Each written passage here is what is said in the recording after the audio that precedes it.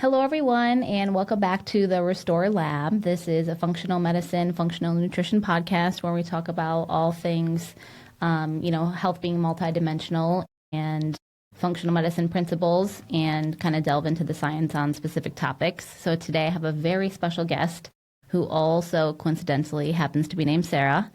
I'm joined by Sarah Stacey today. She is a nurse practitioner.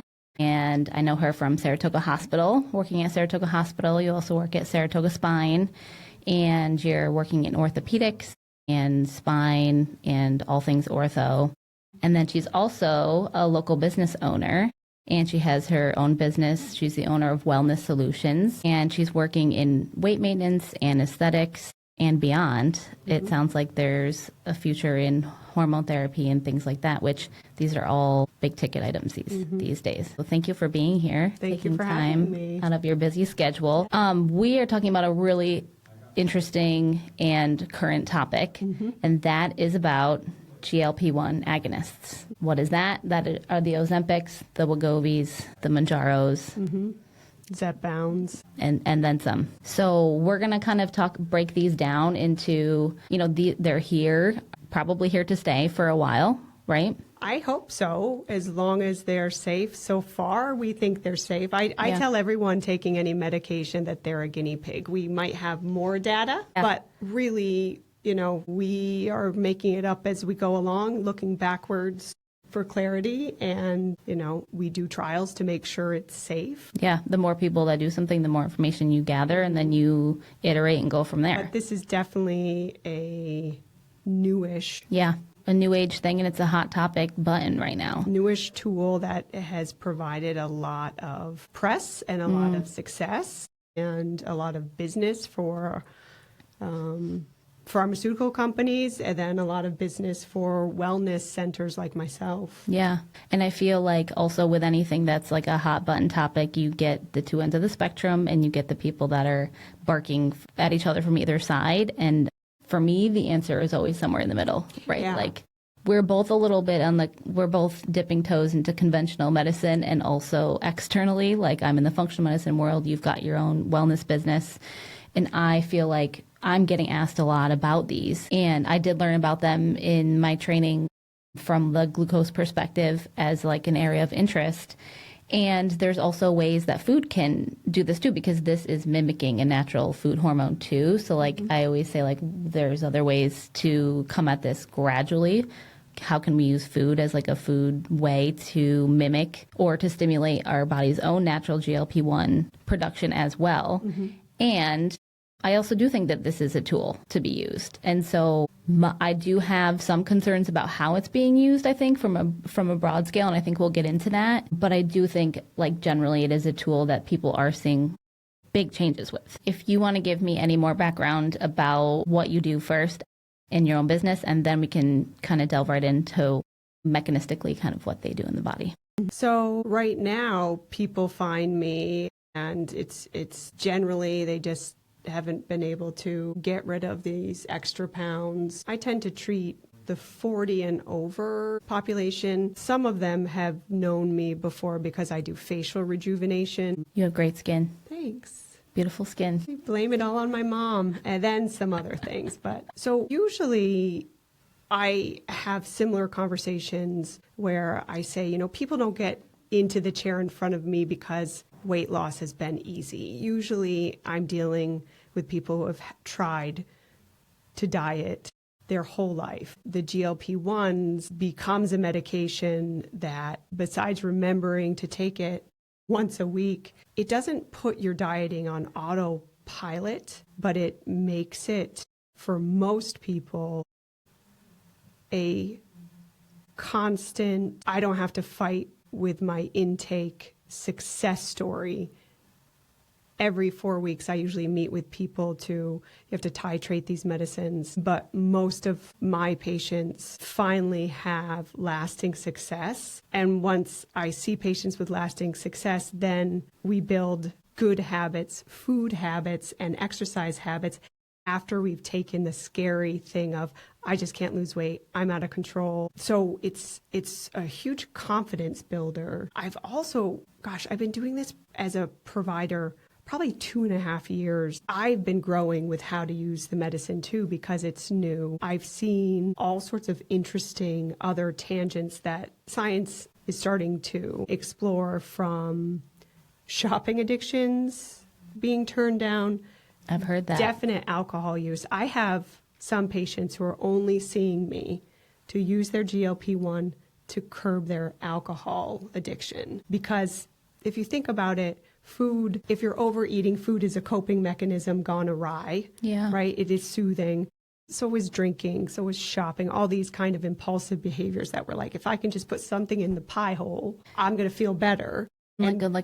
Almost like a dopamine it is. Reward pathway kind of thing. Well, and you're just not hungry. And people are hungry for various reasons. Right. There's lots of different types of hunger. And it's not always physiological. Yeah. Very common, though, and it's easy to access just food, because in this country, it's everywhere. Very nice. We have a lot of high calorie too and not very nutritious food. Ultra processed. Hard to navigate too. So I find people come to me in the first 8 to 12 weeks is really the process of like, you can do it and this drug will help you. And then my practice has changed. Like I said, like I'm actually I primarily work with women. There's some men too. After a certain point, I will almost withhold medicine if we're not actually working out or eating well, just because I don't want to be part of that. So that's my philosophy is I'm a co-pilot. They're in the driver's seat. I have all the maps and some tools, but they're going to go where they need to go. And if I don't feel like they're really treating their body right on this medicine, I just can withhold my services. But I don't accept insurance. Yeah. And also a lot of the people that come to me, they're like in this gap where, their BMI isn't over 30. And insurance and pharmaceuticals, they're changing the rules all the time, it seems. But I deal with some people that just need a little fine-tuning in a microdose kind of That's way. what I've actually been hearing interesting things about practitioners talking about microdosing and getting really beneficial effects without all of the major side effects. So that's the other thing. There definitely are side effects that's when people come back, and I encourage them to come back because I need to make sure people are safe, because there are side effects. I've had a couple of people, and this one doesn't seem, it always catches people unawares, the effect of constipation. Yeah.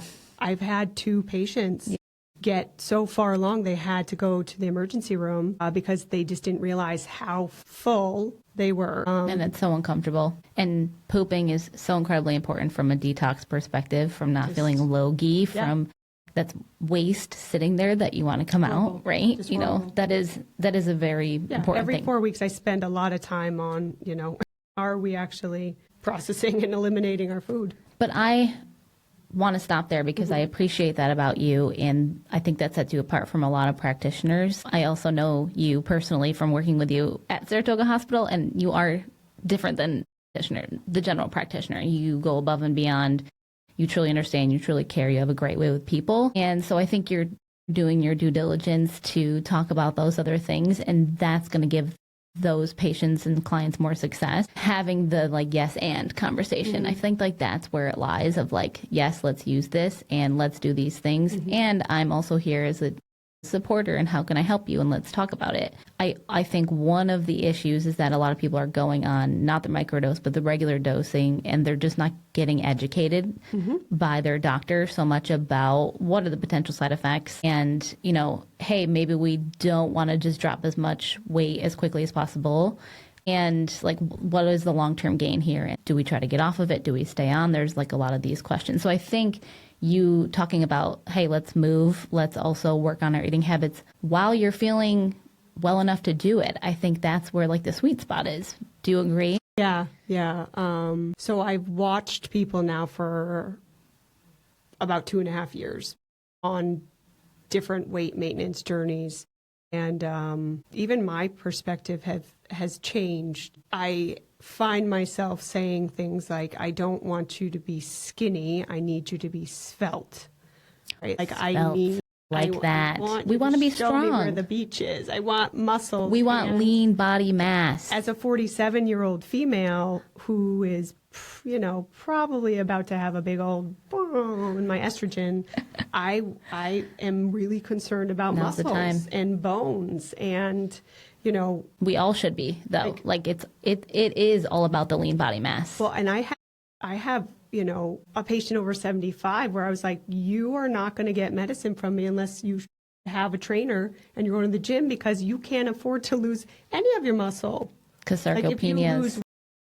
right. So it's kind of like my medicine is, very secondary to, but it's a tool to help someone blossom in their health. So Yeah. weight management is such a liberating, if this medicine has been so liberating for so many people because they have their confidence back. Unless you've been a serial dieter and you've had this like, I finally got to where I wanted, but then I rebounded. That yo-yo. That it takes up so much brain space. You become so food centric. And I am speaking from personal experience. We want you to be food aware, and food is medicine. When it becomes so punitive, like, oh, I ate this, I ate that. So talking about what GLP1s do, the first thing is the brain freedom, right? So it tells your brain you're not as hungry. Yeah, that's one of the mechanisms. So this gut hormone, GLP-1, glucagon lowering. Right, you have brain, you have gut, you have pancreas, you have liver. Those are the four kind of places. But where most of the clients, because they are like, oh, my pancreas, they don't know. But they, they do know what it feels like in our brain. And that's where most of the conversation is. So you'll hear people talking about the food noise. Yeah.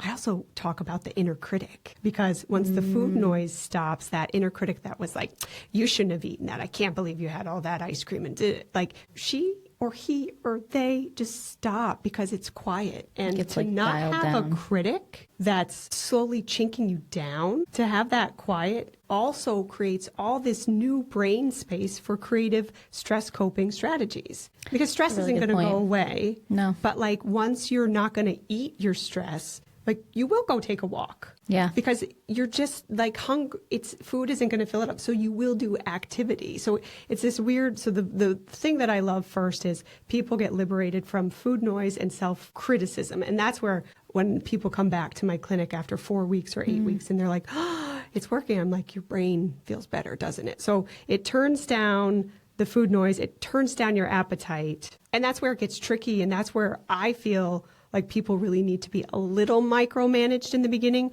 because, and I see a nutritionist and I'm hoping that Sarah sees my people.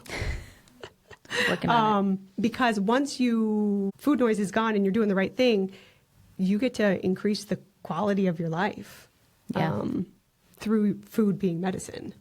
And so that's the interesting thing, is that I think once people titrate up to that dose of like, it's really ramped up having that effect, it's almost, that dial has gone down so much that it's almost like sometimes off and people are just too much. not hungry at all. So I think that we're overdosing people, and that's again from experience. For a few reasons. I have some people coming who like have a pesky 20 pounds, not 100 pounds. I also work with people that have over 100 pounds that they need to lose. I think just because a clinical trial on so many people at a 2.4 milligram showed this much, doesn't mean that that's appropriate for everyone. Yeah. But everyone's their own end of one experiment. They have to see what they can tolerate. What are the side effects? I think too quick, too soon isn't actually therapeutic. Thank you. My weight management journey, self-disclosure, Yeah. on You wanna tell us? semaglutide since September 21. You were an original adapter. Yeah. I was on the Saxenda before Wegovy was even A thing. really a thing. So I am a consumer, I'm a provider, and I'm an investigator, I would say. And like when I say we're all our own guinea pig, Truly. I struggled too but I do think just because that was the dose we tested on doesn't mean that that's where the sweet spot is for anyone. I do think we're overdosing, and I think we're going a little too fast. Yeah. I'm trying not to, but it's also hard to, someone wants the best, the quickest. I know. Right? But I then know. you do have this. So another side perk of my business, like people are having these facial wasting looks to the Ozempic face. Which is what you can like see your cheek. Your fat is just going out of your face, and you just have this Kind of a gaunt look. I mean, people are like, "Do you have cancer?" And that's the weight loss piece is like weight loss to live. I think that's the conversation of like, why are you losing weight? It's maybe in some world it is to look a certain way, but at the end of the day, I think most people would agree it's to feel the way you want to feel and to do the things you want to do in life. Like in my spine clinic, 80% of my counseling is move, stretch, strengthen, and have the right amount of weight on your structure. Yeah. Because we will never have a healthy back if I tell people, bag of potatoes, right? Yeah, big bag of potatoes. Yeah, so it's 3 pounds. So then I'm like, okay, so you have 30 pounds to lose. Okay, so let's carry 10 of those bags of potatoes up and down a stair, bending over, and tell me how your back feels. Great. Or let's lose that and tell me how your back feels. So yeah, that's a good analogy. yeah. When you're carrying all these potatoes around, of course your back's going to hurt. Right. Your structure was not made for that. And generally, like, from the PT side of things, it's like that's pulling you forward, and it's all those biomechanic issues that are drawing you out of that neutral position. That in neutral we feel good. With the whole weight piece, it's like we're not trying to get skinny. Svelte. We're trying to get strong. Yeah. And maybe we were. Maybe I back in my day was trying to stay skinny. I generally have I was raised as a ballet dancer. Yeah, like the whole world has told us that, it's to be skinny. And now, personally, I have this thought process of like the world wanted us to be skinny so that we were weak and didn't have voices. Like I'm a little bit of a conspiracy theorist about it. They're trying to dampen us a little bit. And now I'm like, trying every trick they can. It's not working. We're just getting stronger. Anyway, we don't have to talk about that. But I think it's about being strong. Personally, I feel like it's about being strong because I was there and I wasn't in a good place being skinny, and then I built back stronger, and I'm like the vitality word just keeps coming to mind, and I'm strong and I'm healthy and like shouting from the rooftops like this is what we're going for here. I've been doing the body composition scale, which is the scale that I want to buy for my clinic. The in-body. So the SECA was the one that I've looked at. It does your body fat percentage, muscle percentage, hydration. That's the which stuff. way you're going. So to me, I just want to measure people's muscle. So ironically today, I met with a nutritionist this morning. Yeah. Because we had my 8th month review of what is my muscle doing on this drug. Incredible. Because that's really what people need on this drug. They need a nutritionist with this scale. They got to work out. You know, it's not. But just like with mental health drugs, we're like a pill to support may be necessary acutely, chronically, whatever. That's why you work with a practitioner to understand what your body makeup may or may not need. Like you also have to participate in your cognitive wellness. Yeah, and doing the self-care things. So same with weight maintenance, healthy weight maintenance. That's a good analogy. Yeah. I think that should be a prerequisite of it's not the weight, it's the muscle mass versus fat mass. Because that's what it is. And then bone density too as we age. Those are actually the biometrics that, and people's lipids, A1Cs, that's for your glucose. It measures 3 months. 3-month average. Average of how sweet you are. Lipids, glucose. That's a good way to put it. Yeah. And then pressure. I mean, there's so many biometrics but bone density, muscle, like all these cool things that we should be measuring. And then the other thing is, how do you fit in your pants? Like the scale, there's some people that won't look at their scale because they've been so jaded, tortured. They self-tortured this number, which really... It's like just somebody made up a number. It's kind of like it's part of the picture. Yeah. I like to have people use the clothes fitting as a metric because that is telling you where the weight loss is happening and where you're gaining lean body mass. I want pull-ups and push-ups as a metric. Yeah. Oh my gosh, how long can you plank? I'm doing. Are you getting stronger? Pull-ups at the gym. That's my goal. Yes. I can do a chin-up. I can't do a dead hang pull-up. This is what my son tells me now whenever I'm having a problem. He's 10. He's not my therapist or anything, but every once in a while he comes up with these things. And I was having a moment. I was like, I'm not sure. And he just looked at me and he's like, you can. Wow. I was like, I'm holding right on to that. Kids are smart. It's like, I can. Yeah. So you can be up to 10. Soon. No, I'm almost there. Yeah. We're on a good journey. Yeah. But these are fun metrics too. Yeah. And then they're performance metrics. So, then the GLP-1 is just kind of in the background like a, supplement. At maybe a microdose. You can do it with food. I don't know how to do it with food. Yeah. Well, let's chat about that. But I wanna put a little button on the weight loss piece of it, the lean body mass versus fat mass, because I feel like people do want to lose weight and we generally want things to happen as quickly as possible. And I always say, like, if we're losing it quickly, if you were to go off the drug, you're going to regain it quickly if you're not doing anything else. Like, would you agree with that? Well, and not only that, and I think there's different people. So this won't work for everyone. So I consider some weight issues to be a metabolic endocrine disorder, which a lot of people would not agree with, but we're treating it with a hormone. Right. So kind of like insulin, right? Like if you can't figure out how to get the glucose into your cell so you can use it, like we use a little hormone to help. So I do think that weight maintenance, we could say, is an endocrine metabolic disorder. It's also social and cultural. Very much so. It is. In the world that we live in. Something in France, school lunches are an hour and a half long. They are communal, they're social, they are food focused. They have to participate kind of in the preparation. It's slow food.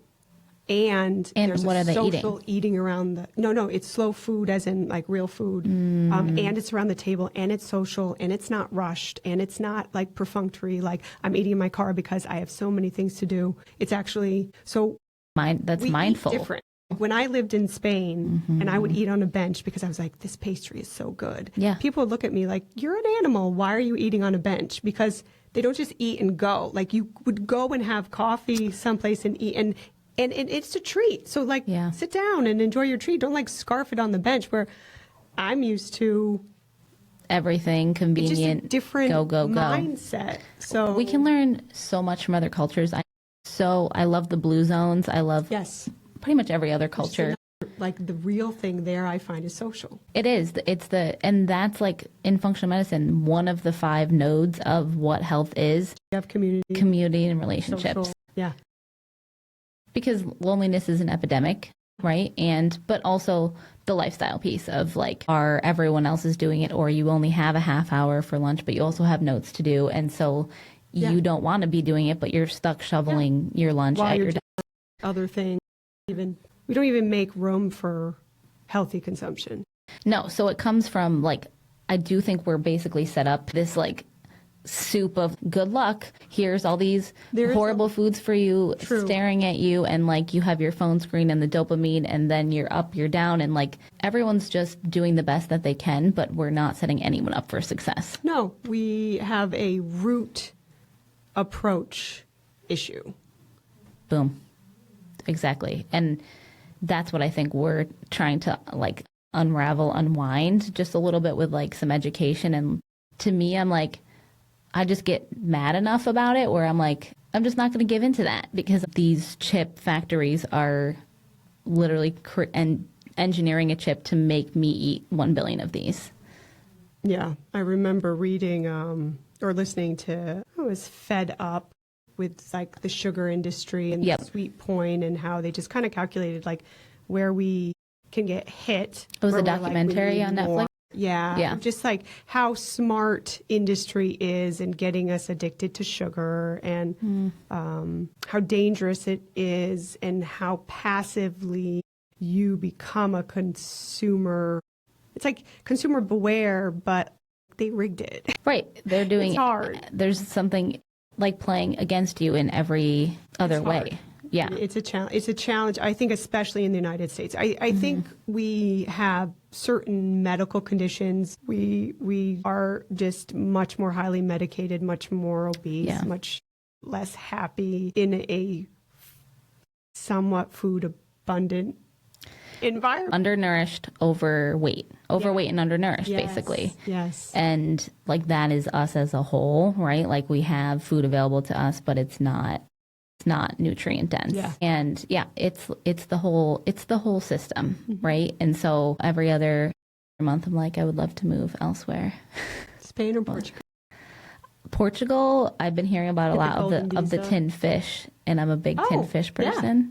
So I think Portugal's on my list next, but kind of looking towards Amsterdam, Copenhagen, because I like biking. Cool. But I think like we go there, we take what we like, and then we bring it back. But I also think we'd be remiss not to acknowledge how much great access we have. I mean, we're in Saratoga Springs to good food, healthy cultures, farms abound. It's incredible. Programs where we can access good food. Yeah, we're really, really lucky here. This is a very little healthy node, but I think that goes back to community and culture. If you have everyone starting to make good choices, that's part of your community. It's almost like a contact high. Yeah. Yeah. And I've heard you're a conglomeration of the 5 people you surround yourself. Yeah, there's a saying in Spanish, dime con quién andas y yo te diré quién eres, which is tell me who you walk with and I'll tell you who you are. Wow. Yeah. Yeah. It's true. But you're also all the influences, right?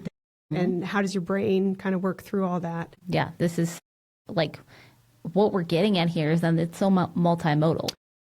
Whenever I talk to new patients, I should write this down because I feel like I always mess it up, but I'm like, it's biological, it's social, it's emotional, eating. It's so much more than just... So much more. But again, this getting back to the medicines, and I prescribe the compounded versions. There's oral, there's injectables. Do you find a benefit to oral versus So I haven't done enough oral to have a really good opinion. I'm on that journey with my patients. And, I really pride myself on everyone is unique. These were some needle averse people. And when I talked to the pharmacist, I said, how do I cross dose? What's the equivalent? And they were like, we don't know. Because it's that new. Going back to my whole, sign consent, you're a guinea pig, we all are. Let's make some good choices together. Yeah. I have a medical degree to help you along the way, but please realize you're unique and this is new. And there's not long-term population studies data about it which is... It's scary. Yeah. I think it's scary for everyone. I feel like that makes me a little bit reticent because when we look back and see things that we did and we're like, oh, we lean into that and that did not do us any good, like the low-fat era, right? We were all like, no fat. And then everyone got obese because we added sugar to everything. I'm not saying that I think that that's happening, but I do think when we were talking earlier, I was like, we're on the spectrum. Here's the GLP1s and we have, we tend to go too far to one end of the spectrum. We do. As a society. Yep. And I think that you and I were talking about, it is a tool. And I agree with what you're saying of that, especially if it can improve quality of life and also allow someone to then make those other healthy decisions because they don't have something constantly ping-ponging in their head and they can be like, oh, so I'm not thinking about food, so now I can think about going for a walk or now I can think about getting more sleep or some stress management or things like that. That is a productive and healthy way to use it. And also from the weight loss, weight maintenance perspective, the dropping the weight quickly, you're inadvertently losing both fat mass and lean body mass. And that from what I know about losing weight and keeping it off long term is that when we lose it that quickly, we're losing... Sustainable. It's not sustainable and it's so hard to gain and maintain lean body mass. When we lose it, that's not helping our metabolism because that's our lean body mass, our muscle is metabolic currency, so to speak. If we have more lean body mass, it can help. Yeah, it can. The more lean body mass you have on your skeleton at any given time, the more calories you're burning at rest. And so like we can use that to help with the weight loss, with the weight maintenance, with feeling good. And then if you're dropping weight quickly, you don't get to decide which weight goes. Nope, it's don't. all of it. So, we usually try to say like for sustainable weight loss, half a pound to a pound a week. Right. So I tell people, depending on their stature, because my little itty bitties, I'm like, you get 1 to 3 a month, that's as much. Good. Yeah. I usually tell people 3 to 5, 1 to 3, 2 to 5, depending on what they look like. A week or a month. Every 4 weeks. Cool. So I probably say 3 to 5 if they're little, like 5 foot and under. And people, I'm like 1 to 3, but to someone that's 5 foot under, then 1 to 3, that's fine. Like they shouldn't actually be. So, but the thing is 3 to 5 every 4 weeks is a lot. Like that in 8 weeks, your pants don't fit. But that's what people, I think, they're like, that sounds like so little. I want to lose 35 pounds. They say that, I can be like, we're not going to meet. I'm not your person. Yeah. And same, I am about the That's sustainable scary. changes, small, sustainable things over time. 3 to 5 in 4 weeks, that's huge. That's a potato bag and a half. Take the potato bag, set it down. I swear I'm going to get a potato bag. Just put it in my office. That's a good idea. I think that would be a helpful I picture. love visuals. I also like analogies too. Like if you think about it, if you're like, oh, the food conversation doesn't make sense, but I know something about finance or investing, right? You invest a little bit consistently over time, compound interest, huge gain over time. Yeah. You don't see it immediately, but you just keep doing the same thing every month. It's, it's not big and shiny, but it works, and it works long term, and it works over time. And that's kind of where these lifestyle pieces come in. Yes. Where they're not big and shiny, they're not sexy, except I have this movement where fiber is sexy. I'm trying to make fiber sexy. If fiber is sexy, then pooping is glitter. I was looking for alliteration. Oh. If fiber is sexy, pooping is... Fiber is sexy isn't alliteration. It's not alliteration. It's a fiber. Pooping... We'll have to work on that one. Yeah. This will be our next conversation. We'll put that on the t-shirts when they come out. So how can we combat dropping weight too quickly? Mm-hmm.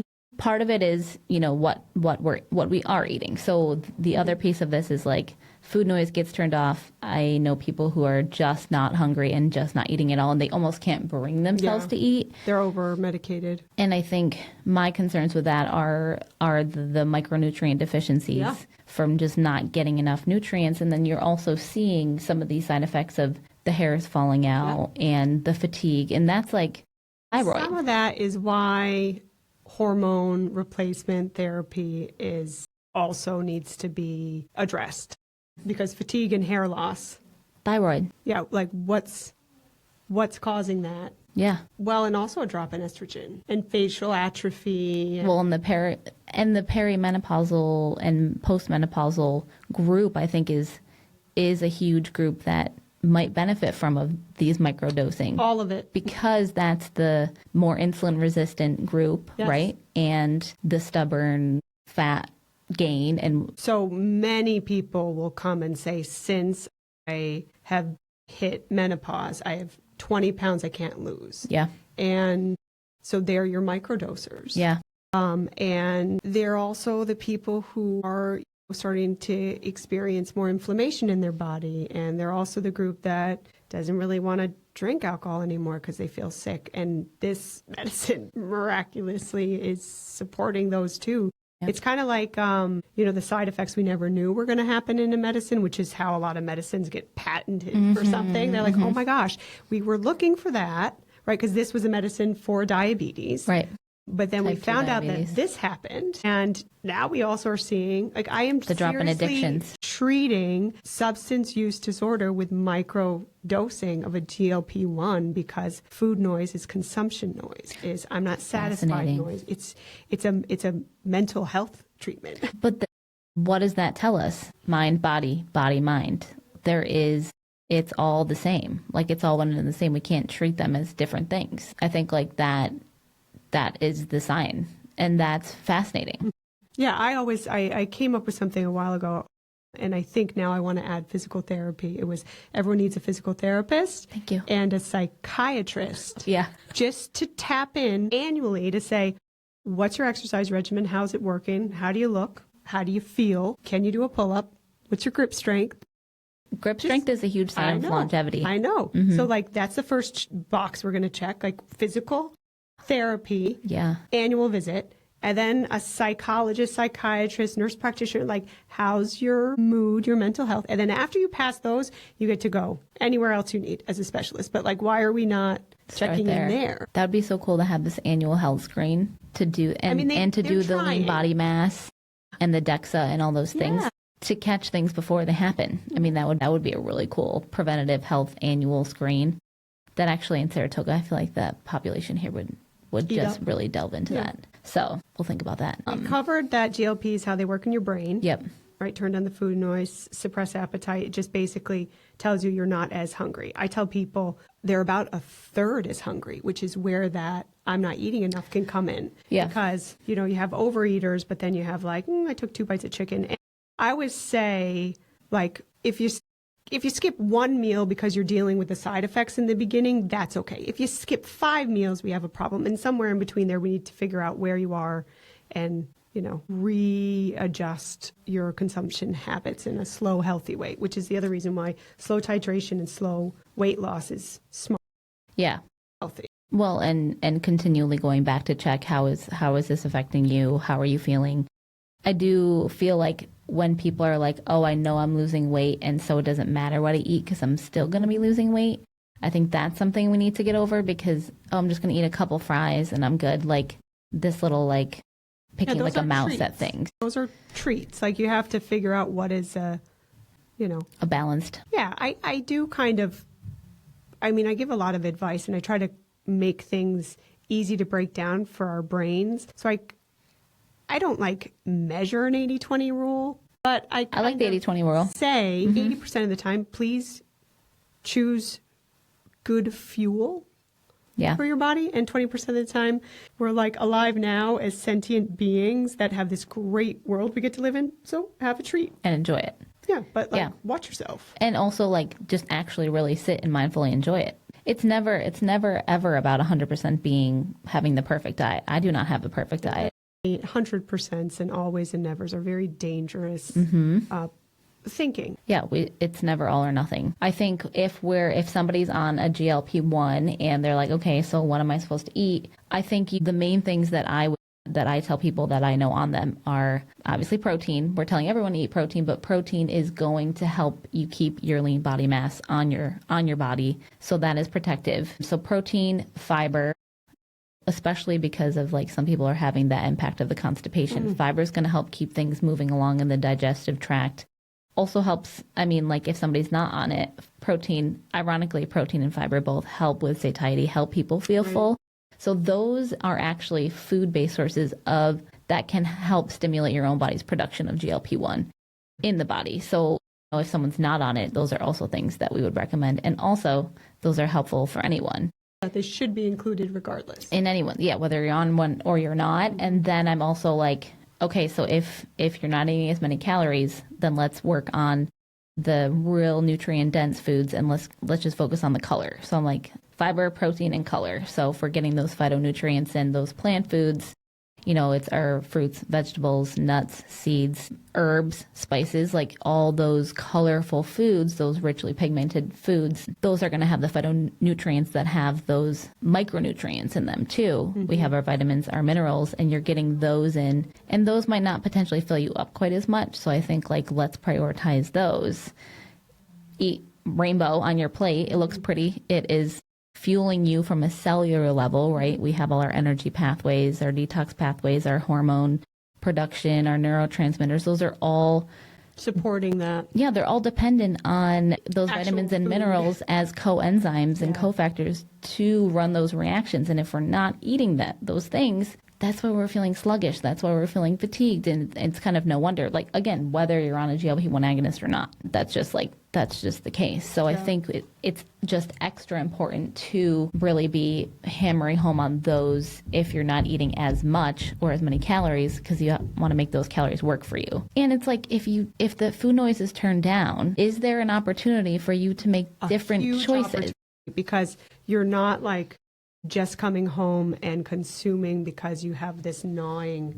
You have the space to really create Nourishment. You do. And you have the brain space to do it. And that's what with my patient population, this is what I see. The only, missing thing I think is working one-to-one with a nutritionist, because everyone has their own habits, their own go-tos, and little areas where once they have the brain space and they want to make the improvements, but how much protein? Yeah. I was counseling my mom, and I was like, well, how much protein does someone like you need? And we looked it up. I was like, that's how much you need. Did you know that? I didn't know that. And she probably needs more than you do because of, again, combating that sarcopenia. Yeah. But most older adults are not eating enough. Well, we just don't know. We just need an educated person to help show us. I mean, you can there's lots of independent stuff. You can look this up, but going back to community and being social and showing up, like sometimes taking the slower road and having a conversation with a human being is so much more impactful and meaningful than, sometimes I'll look stuff up on AI that I need to know. Yeah. And I'll read like a third of the answer and I'll move on to my next question. Like I'm not even listening to what my brain is questioning because I'm so busy to get the information, and then I have it and I'm not even really digesting it because I'm on to the problem. Because it's not meaningful enough to stick. Sitting with a human being who cares about me, I think you start to make measurable change. Yeah. I think that's part of being a human being. And it's learning how to use, so if that's a tool, how do we use food as a tool? It's foundational things that once you know it, you can go and use it however you want. So if we look at putting protein on your plate, right? 3 to 4 ounces of protein is going to be the size of your palm. Most people don't know that, right? There are 6 to 7 grams of protein in each ounce. So say you have a 3-ounce portion and say there's 6 grams of protein in there, there's 18 grams, and you kind of know you're at 18 to 20 if you have it on your plate. Okay, what would happen if we went up to the knuckles? And so it's then people start to be like, okay, so I have about this much. I'm doing a group program now, and we're trying to get 100 grams of protein in per day. Mm-hmm. And I'm like, so what does that look like? One, you can turn things around and look at it. That it does help to read the ingredient list. But then once you do it for a couple weeks or a month, then you already know. You already know. Building those habits. Yeah. Building those habits. Which takes time. It does. Yeah. But I think, and obviously I'm biased because as a nutritionist, I do think food is important, but that's fueling us from a cellular level. I think it's kind of coming at it from every angle, right? Mm-hmm. Other side effects, negative side effects that some people are having, there's some concern around the osteopenia, the bone loss. Is that more indirect because of the weight loss? I haven't read a study on specific bone loss. Okay. I don't know if these are people that are just leaching all the minerals out because they're not eating enough. That's what I would wonder. That really goes back to actually working with a nutritionist, making sure it's not skinny, it's svelte. And then you say it again. Not skinny, but svelte. Are you doing weight-bearing exercises? Yeah. Are you lifting weights? Because those are other means of maintaining and building your lean body mass. I would tell people all the time, I'm like, good news is you were given this body. Bad news is you're the one who has to take care of it. You can't get away from that. And now, especially dealing with a lot of physical health. So I have my own little clinic, but then in the hospital, I deal with bones and backs primarily. Yeah, you do. Especially in my back clinic, I just spend so much time talking about how, unfortunately or fortunately, it's our responsibility to actually take care of our body. And that means you must stretch, strengthen, and move. It's not an option. Because here's the scary thing. You'll probably live till your 70s and 80s because we're really good we have all sorts of medicines for all sorts of Living heart longer. failure, diabetes, cholesterol. We are tempering the machine to last. But you'll suffer physically with arthritis and inflammation and poor strength, poor flexibility if you don't maintain this. And it gets harder every year And every because decade. gravity and time are never going to give up. They're constant. It gets harder to move because our bodies aren't built to last forever.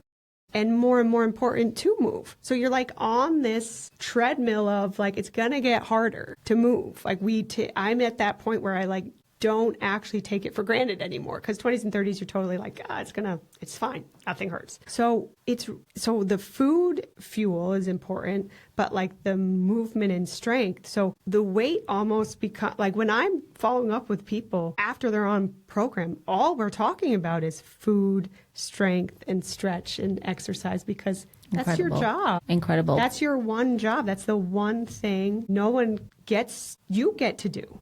And what you're saying, though, is the way that you're slating that is key because you're like, this is really awesome. You get to do this rather than I think a lot of people have that's a reframe because a lot of people are like, I have to do this. I don't want to do this. I'm like, find something fun. Like in that big brain of yours or use AI's big brain too. Find something fun. And it can be community-based. Do it with somebody else. Mine's dancing. Mine's like my workout is a group activity. And not everyone's like that, which is great. Gosh bless you. I would know love yourself. to be able to do it all just alone in my little corner. But that's just not how I'm programmed. The strengthening and the stretching and the physical exercise, you have to. Because what I was saying, if you live to your 70s and 80s, you're just going to suffer, not move, and not like your life. It's the whole lifespan versus health span. Yeah. So you live till 90 years old, but is it you living the life you want to live? Yeah. No, sometimes quality. Not the quantity. Exactly. Because the quantity, actually, we're kind of like better at that now with antibiotics and drugs. Yeah, yeah. But is it worth it? That's the thing. Are you doing what you want to do? So and so the weight, taking that off, I just feel like liberates everyone to find their health. And then, if they can get off the medicine, excellent. I have not had a lot of experience with people getting off of it, but I'm 2.5 years in. I was going to ask that. What I've seen change is microdosing is a thing. I've worked with other functional providers personally, giving me advice who 2 years ago were like that. You should not be taking that medicine. It's not good. You need to do it on your own. The kind of that moral, like, aren't you strong enough? You should put down the cookie and pick up the barbell. This is all willpower. This is all willpower. Like it's a morals. This is something we were talking about a little bit before. The moral stigma of you need a drug to help you. You're cheating. Right. Like I just do it. So this is the other part that I'm very passionate about. We've finally stopped stigmatizing. Most of us have stopped stigmatizing mental health, right? People who suffer from, let's just say, depression, we're not saying that they shouldn't get some medical supplement if needed, some medicine if needed. Of course. But like obesity, there's a lot of stigma and moral judgment about like, well, why can't you just stop eating and work out more? Right, as if it's that simple. Most of the people that come to me are eating less and working out. They can't get to their fat. They can't flip it so that they can actually eat less consistently and get to the fat that's added up. Yeah, kind of get over that initial hump to then start to gain traction. I think it will be very interesting in time to see how we use them. Do we titrate people down or off? Who's amenable to that? Because also, I couldn't keep weight on my father in his 70s, but like he did kind of have a weight problem in his 50s and into 60s. So like things change too. Yeah. So, just like hypertensive medicine and cholesterol medicine, we found like a sweet spot, but as people get older, sometimes you don't need it. You age in and out of things too. I think it's going to be super interesting to see how it plays out. Yep. I think I like the idea more of the microdosing because then it's not like, hey, let's just jump in 2 feet and eyes closed and see what happens. Mm-hmm. And I think you have to do that to an extent with some people. But yeah, it's like yes and. I think it's a yes and. It's a tool. Eat your protein.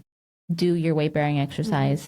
keep your lean body. Like at the end of the day, we want to keep our lean body mass, and we can do that by weight training and eating protein. I love the switch. I love in 8 or 12 weeks when I get to tell someone, you're doing so good, we're going to stop the medicines if you don't up your game. That's And incredible. actually, We need more people like you, though. Well, but I don't like. Does that people are work? choosing to see me. Yeah, it is. And it's a new technique because I was just worried that people were going to be skinny, not healthy. And that's actually what a provider had said to me. She's like, Sarah, do you want to be skinny or healthy? And I'm like, healthy. She's like, well, then get off the medicine. I was like, ah. So then I started working with nutritionists. I started looking at my muscle to say, is this bad? So I am my own guinea pig too. We all are. And we'll see. So we were talking about the other side effects. We talked about the constipation. The other thing is the nausea. And it's a food aversion nausea. Like not everyone can relate with this, but some people liken it to the pregnancy nausea you'll get where you're just uneasy. You just don't want to eat. I do tell my kind of beginning people that like about 2% of my patient population will not tolerate the medicine. Mostly because of the nausea. Mostly because of the nausea. And I do prescribe ondansetron or Zofran for nausea. Anti-nausea, yeah. Yeah, just to help. But we also have to see, like, is this okay? Are you going to be okay on it?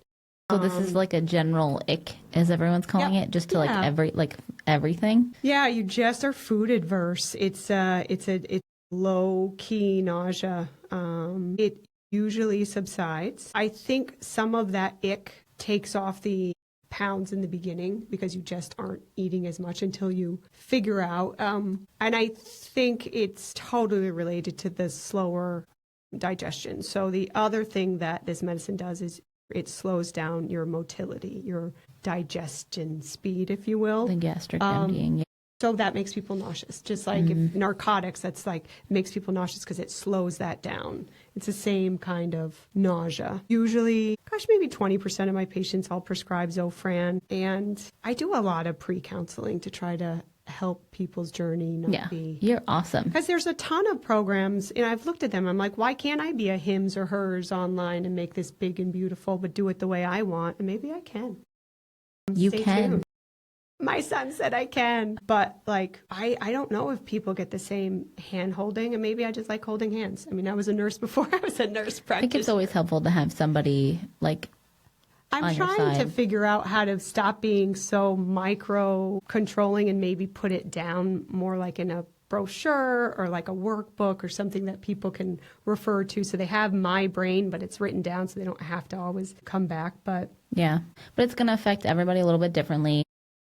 I guess I believe in slow medicine and taking it easy and going on the ride with people until they're titrated where they need to go, and then let them go. And I would say that people that don't tolerate it or don't maybe have the funds to pay for it or something like that, like I feel that's another whole conversation. Huge, very that like expensive. How accessible is this, and with insurance and things like that. Can we start with food? Can we start with like we have this GLP1, what we call like a loading shake, and it's I learned it from my naturopathic doctor mentor, like back before this was. It was 2023, so it was like a little before this whole like blew up. But he was like, these are like protein and fiber rich foods as well as resistant starches stimulate the body's natural production. The body's natural GLP1s don't stick around for as long, so I think that's why you don't see as much of an effect, right? Whereas the pharmaceutical industry was like, oh, we're going to take what the body naturally does and make this like a slow release kind of thing. Yeah. What I'll have people do sometimes is take like 10 to 15 grams of a protein powder, add some green banana powder, which is a resistant starch, and mix that up into a little shake. Sometimes add a little bit of olive oil, because that can also be one too. And mix that up into a shake and have that 10 or 15 minutes before a meal to stimulate the body's own natural production. And then you're getting a little protein, a little fiber, a little healthy fats, and that might also help with the curbing, the appetite, the hunger, the overeating kind of thing. So there are ways that we can toggle with it from a food first approach if funds are an issue, or if you want to just try it first and see how it goes. Funds are always an issue, and that's really where, as a provider, I struggle because I don't want to be a semaglutide drug mule. That's not actually the kind of medicine I want to give, and sometimes I feel like that. So I think you're doing your due diligence though to to mitigate all the real negative consequences. And the landscape is changing, right? Like the right to compound medicines, we're actually dealing with a dwindling supply. I just got from one of the pharmacies, I can't get it anymore, and the other one has, I think in October it's going to go away. It's kind of a resource. They're all going to come to you for the shakes because I'm going to be like, it's a supply and demand thing. I don't have this anymore. I think the orals I'll be able to get, but the injectables I won't. And like I said before, I have a few people on orals. I'm not sure about the efficacy. I talked to the pharmacist about it, and he's like, we don't really have a lot of data. Yeah. I'm like, oh, well, I guess I'll keep really good charts because we'll see how this helps. But the price point, I mean, maybe it's $30 a month, where, I had an 82% increase in my cost of goods for semaglutide. I just sent a letter to everyone. I was like, sorry, gang, but like an 82% increase. Yeah. So this is not the lasting like a huge money maker because of what's going on. Yeah. And then you have, when I first started prescribing this, I was actually working for a different med spa, not my own business.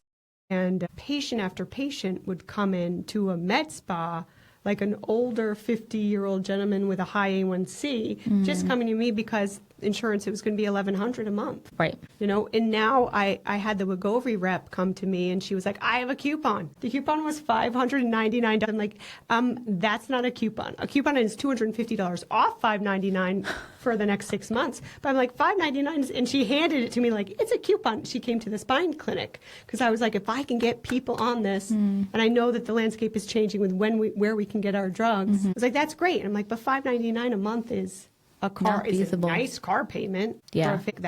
You can buy a lot of good groceries with that. But a heart attack isn't feasible either. Right. So it's very challenging to try to be a provider in a health forward way in this world. Listen, I don't want your job, but I think you're doing a really good job.